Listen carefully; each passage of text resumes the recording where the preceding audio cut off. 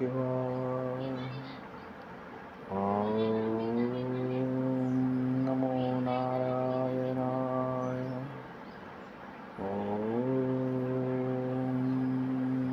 నమః శివాయ. ఓం నమః శివాయ. ఓం నమో నారాయణాయ. ఓం నమో భగవతే వాసుదేవాయ నమః. ఆదిలక్ష్మి మహాశక్తి పరమేశ్వరి అద్భుతమాహిని, నీ పాదములకు శరణు తల్లి. ఇక్కడ గురుభక్తజనులకు, భగవద్గీత ప్రియులకు మరియు భక్తాజన ప్రియులందరికీ నా యొక్క హృదయపూర్వక నమస్కారములు తెలియజేస్తూ, నేను మీ శ్రీనివాస్ దేవని. ఈరోజు భగవద్గీత నుంచి మరొక 2 శ్లోకాలతో మేము ముందుకు వస్తున్నాను.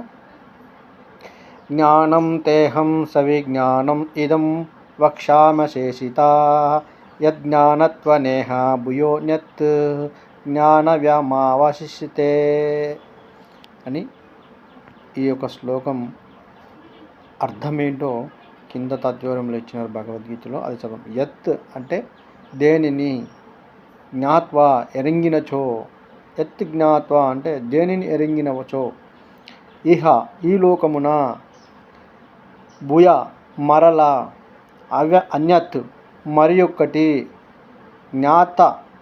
జ్ఞాతవ్యం తెలుసుకొనదగినది, నా అవశ్యతే మిగిలయండుందో అట్టి సవిజ్ఞానం విజ్ఞాన సహితమైన, ఇదం ఈ తత్వ, జ్ఞానమును, అహం అనగా నేను, తే నీకు, అశేషత సంపూర్ణముగా, వక్ష్యామి తెలిపెదను, నేను నీకు సంపూర్ణముగా తెలిపెదను అంటున్నాడు. నేను నీకు విజ్ఞాన సహితముగా తత్వజ్ఞానమును సంపూర్ణముగా తెలిపెదను. దీనిని ఎరింగిన పిమ్మట ఈ జగత్తులో తెలుసుకొనవలసినది ఏదియూ మిగలదు. జ్ఞానము అనగా భగవంతుని నిర్గుణ నిరాకార ప్రభావము, మహాత్య రహస్యములతో కూడిన యథార్థ తత్వములను, విజ్ఞానము అనగా సుగుణ నిరాకార దివ్య సాకార తత్వము యొక్క నీల రహస్య గుణమహాత్మ్యము,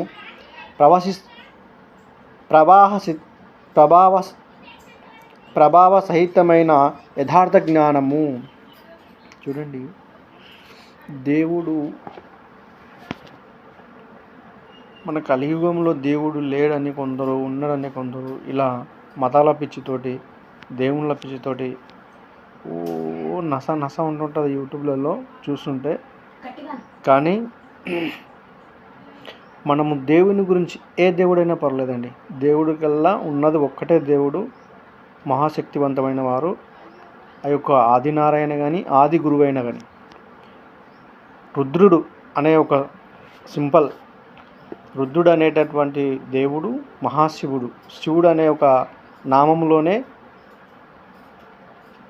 సి అనే పదం మనకు జీసస్ కూడా వర్తిస్తుండొచ్చు.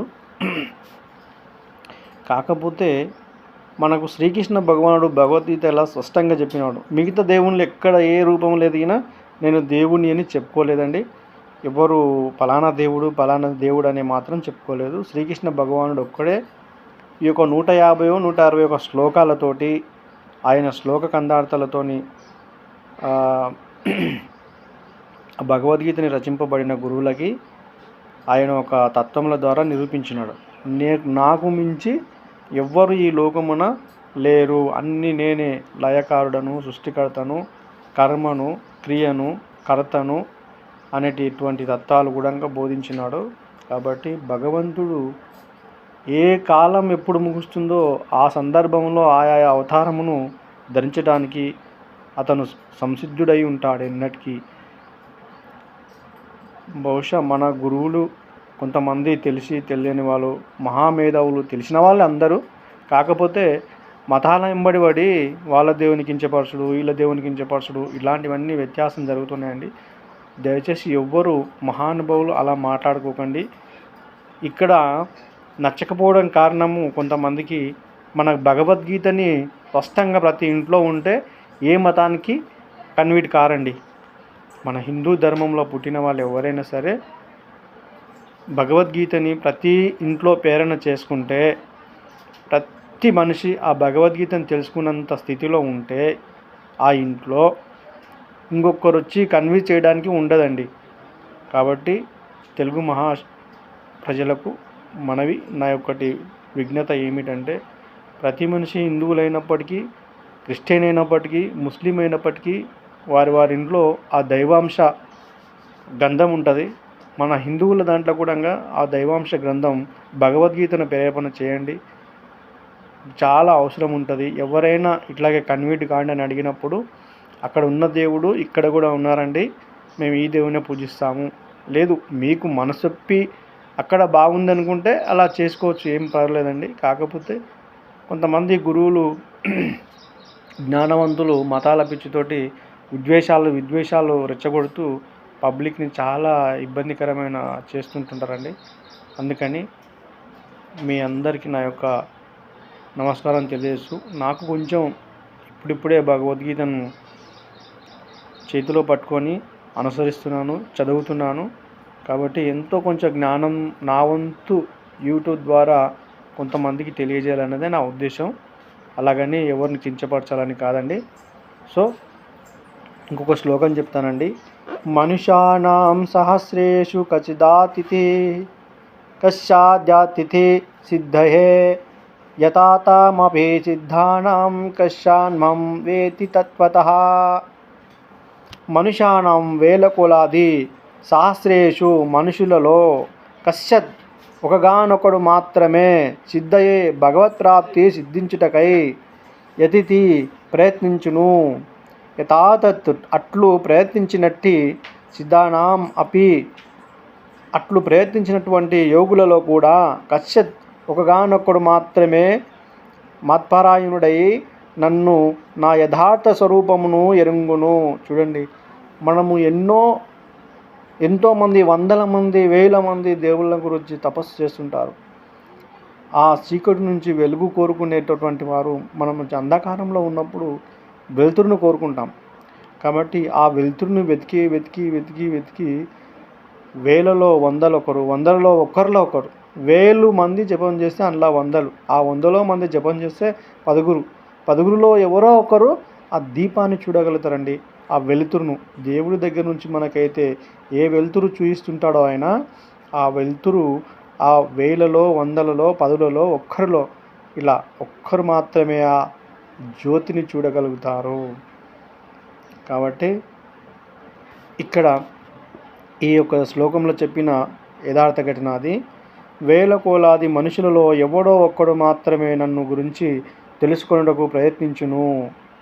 అట్లు ప్రయత్నించిన వారిలో కూడా ఒకానొక్కడు మాత్రమే మత్పరాయణుడై నా తత్వము అనగా నా యథార్థ స్వరూపము నెరుగును. చూడండి, భగవద్గీతలో శ్రీకృష్ణ భగవానుడు ఎలా చెప్తున్నాడో, మనుషానాం సహస్రేషు కచ్చిదాదత్తి సిద్ధయే యథాతమాపి సిద్ధానాం కష్మణాం వెతి తత్వతః. ఈ శ్లోకానికి ఇక్కడ వేల కోలాది మనుషుల్లో ఎవడో ఒకడు మాత్రమే నన్ను గురించి తెలుసుకొనుటకు ప్రయత్నించును. అట్లు ప్రయత్నించిన వారిలో కూడా ఒకగానొక్కడు మాత్రమే మత్పరాయుండై నా తత్వమును అనగా నా యథార్థ స్వరూపమును ఎరుంగును. ఓం నమో నారాయణాయ. ఓం నమః శివాయ. భక్తజన మహాప్రియులారా, ఏదైనా తప్పులు ఉంటే నాకు సరిచూసుకోమని చెప్పండి. ఎందుకంటే నేను పెద్దగా సాధన చేసిన వాళ్ళని కాదు. మా గురువారు ఒక మంత్రాన్ని నేను సాధన చేస్తూ దీక్ష తీసుకుంటూ ప్రతి సంవత్సరం 41 రోజు గురువుగారి మంత్రాన్ని అనుష్ఠానం చేసుకొని ఆ దీక్ష చేసుకొని నిత్యం గురు మంత్రాన్ని 1 మాల 2 మాల లేదా నా సాధ్యమైనంత వరకు మాల చేస్తూ నాకు ఈ భగవద్గీతను చదవాలి, గురువు యొక్క దర్శనం ద్వారా, గురువు యొక్క బోధ ద్వారా నాకు ఈ గీతను చదవాలనిపించింది. అందుకని భగవద్గీతను తెచ్చుకొని చదువుకుంటున్నాను.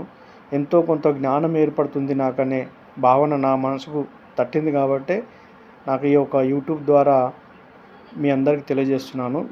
భగవద్గీత ఎంత ప్రమాణమో మన మనుషా జీవితం కూడా అట్లాగే. భగవద్గీత ఎంత సత్యమో దేవుడు ఉన్నాడన్నది కూడా అంతే సత్యం అండి. మనిషి పుట్టుక ఎంత సత్యమో దైవం కూడా అంతే సత్యమండి.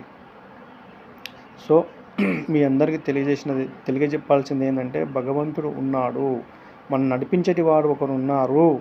ఆయన ఎవరో మనము తెలుసుకోవాలండి. దానికోసము మహానుభావులు అపసోమ సద్గమయ తమసోమ జ్యోతిర్గమయ అనే ఒక శ్లోకాన్ని ముందుకు పెట్టినారు. ఆ శ్లోకాన్ని పూర్తి అర్థాన్ని మీరు తెలుసుకోండి. భగవంతుడు ఎవరు, మనం ఎవరు, మనకు వెలుతురు చూయించమని మనం ఎందుకు వేడుకుంటున్నాము, ఆ వెలుతురులో వెలిగేటి వాళ్ళు ఎవరు, ఆ యొక్క స్వరూపం మనం తెలుసుకోగలిగితే శ్రేష్టమైన మనుషు జీవితంలో మనం బతుకుతామండి. ఎవ్వరి కించపరిచినా, ఎవ్వరు మనల్ని వ్యత్యాసం చేసినా, ఎవ్వరు వక్రీకరించినా శ్రీమద్ మహాభగవద్గీతను చదవండి. ఆ యొక్క వెలుతురును చూడండి. భగవంతుడు కనెక్ట్ కావాలండి మనసుకు. ఫస్ట్ భగవంతుడు ఏదైతే నువ్వు చేస్తున్న సాధనలో దేవుడు నీకు కనెక్ట్ అయిందంటే ఈ భగవద్గీతను చదవడము అట్లా అవపోస పట్టినట్టుగా ఆటోమేటిక్గా మీకు వస్తుందండి. ఎందుకంటే నాకు రావచ్చండి. నాకు వచ్చిన మటుకు నేను తెలియజేస్తున్నాను. ఈ కొద్ది రోజుల నుంచి నేను యూట్యూబ్లలో చూస్తున్నానండి. క్రిస్టియన్, మన తెలుగువారు, పండితులు, మహామహనీయులు అందరూ దేవుడి గురించి పెద్దగా రచరచ డెబిట్లు ఉంటుంటాయి. ఆ డెబిట్లలో కొంతమందిని చూస్తుంటాము. నా దేవుడు గొప్ప అంటే నా దేవుడు గొప్ప. నాయన దేవుళ్ళ కంటే మీరు గొప్ప వాళ్ళు అయిపోతున్నారేమో అనిపిస్తున్నది. దేవుడు ఎక్కడో ఉన్నాడు. ఆ మహానుభావుడు మంచి గొప్పవాడే. మనం చెప్పుకోవాల్సింది ఏం లేదు. భగవంతుడి గురించి గొప్పగా మనం నా దేవుడు గొప్ప అని చెప్పుకోవడం కాదండి. మనం ఆయన కోసం ఏం చేసాము, భూమి మీదకి వచ్చి మన తల్లిదండ్రులకు పుట్టి ఆ దేవుని కోసం మనం ఏం చేశాము అన్నది ఇక్కడ ముగింపు. మనం అంటారు ఏదో నరకలోకము, భూలోకము, కైలాసము, ఇవన్నీ నాకు తెలిసి నేను చూసిన భగవంతుని దర్శనము ఒకవేళ అందరికీ జరిగినట్లయితే నిన్ను నీవు చూసుకోవడము ఫస్ట్ ఎరింగితే తన్ను తానెరిగిన వాడే నిర్మల యోగి అంటారు. తనను తాను ఎరిగిన వాడే నాకు సరిగ్గా రావడం లేదండి అది ఒకవేళ మీకు ఆ కంఠస్థాపం అయితే నేను ఇంతకుముందు ఆ శ్లోకం కూడా చెప్పింటాను. ఎన్ని విధములు తిరిగినా, ఎన్ని పాటలు పడినా ఏదో శ్లోకం ఉంది. నేను ఆ శ్లోకాన్ని చెప్తానండి ఒక నిమిషం. నమః శివాయ నారాయణ నమః శివాయ నారాయణ.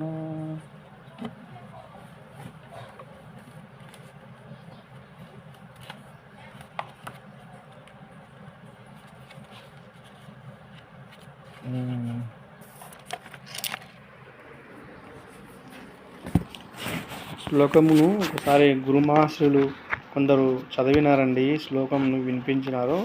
అట్లాగే మీకు కూడా వినిపిస్తాను. ఎన్ని వేదములు చదివినా, ఎన్ని విధములు తిరగినా, పంచాక్షరి మంత్రపరుడుగాడు గురు కటాక్షంబు కలిగినని కులహీనుడనెరగినా,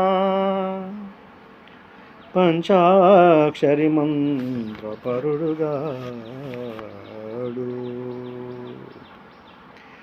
పంచాక్షరి మంత్ర పఠన లేకుండినా తారకభ్యాసదారి గణలేడు.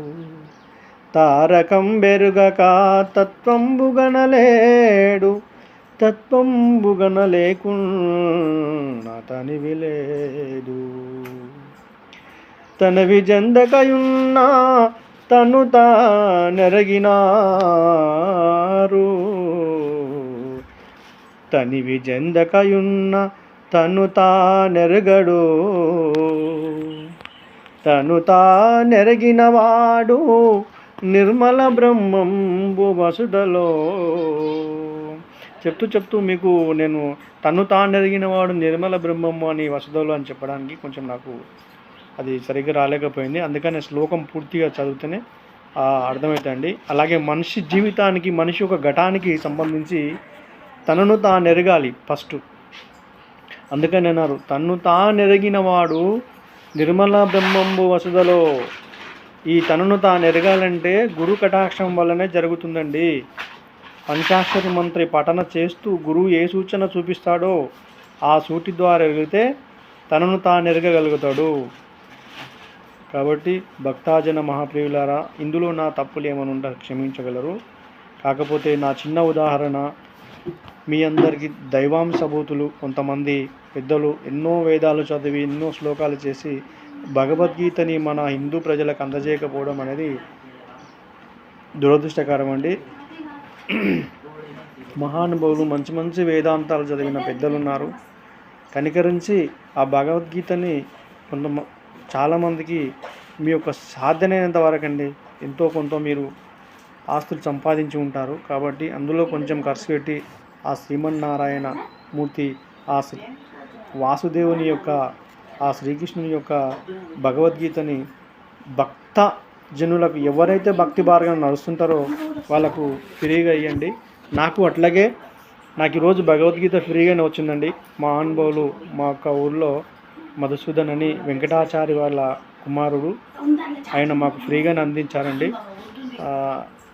తద్వారా నేను అంటే అడగడం జరిగింది ఆ అయ్యగారులని. తద్వారా వాళ్ళు కొద్దిగా టైం తీసుకొని మనకు ఒక 2-3 రోజులు టైం తీసుకొని ఆ భగవద్గీతను అందించడం జరిగింది. సో నేను ఆ భగవద్గీతని ప్రేరేపణ చేస్తున్నాను, చదువుతున్నాను. కొంచెం నాకు కంఠస్థానం చేయడానికి కొద్దిగా టైం పడుతుందండి శ్లోకాలు. తద్వారా కంపల్సరీ నేను ఆ శ్లోకాలని కంఠస్థానం చేసుకొని మీ ముందుకు ఖచ్చితంగా ఏదో ఒక రోజు నేను స్టేజ్ మీద ఆ శ్లోకాలను వినిపించి ఖచ్చితంగా మీ అందరికీ తెలియజేస్తానండి. సో మీ అందరికీ నా యొక్క ధన్యవాదాలండి.